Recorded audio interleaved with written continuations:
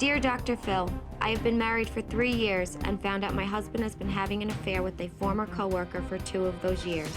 He lied to us both. He told her that I had uterine cancer and that I was on my deathbed, and miraculously survived, but I had a hysterectomy, so I could not have any children. I never ever had uterine cancer or a hysterectomy. I found out about the affair when the other woman called his cell phone and I called her back. I felt like my life was over. My marriage was over. I felt like I wanted to die. I felt like I was dead. He lied to her about the status of our marriage. She was as shocked to learn the truth as I was. I just can't believe he did it. I left him immediately. I am thankful to the other woman since I found out what kind of man he is before I had children with him. I wish I had trusted my instincts and feel stupid I let this go on for as long as I did.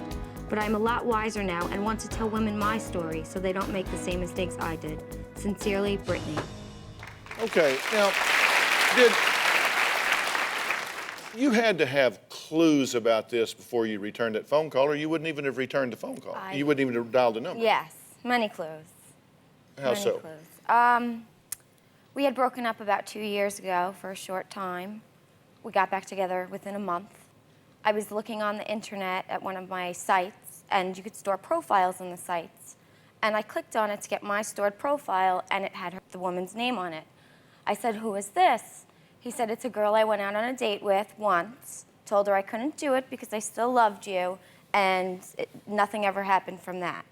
So when the phone rang that day, I knew it was her. Mm-hmm. So you called her, and you guys just started comparing notes? Well, I called her. She hung up on me, left her a message, and then the next day she called me back. And we just started putting the puzzle pieces together of the missing time. Because there were a lot of days he would take off on me, and then he would take off on her, and we just put the puzzle together. So he was just kind of going back and forth? He was going back and forth for 2 years. Yeah. But she knew he was married? She knew he was married, but he said that I was... Is it just okay since you were dying? I was dying. Well, he didn't start seeing her at that point. He just said that she was dying, and I'm just waiting for her either to, pull through or die. He told her he was doing the right thing. Now, what a come-on line.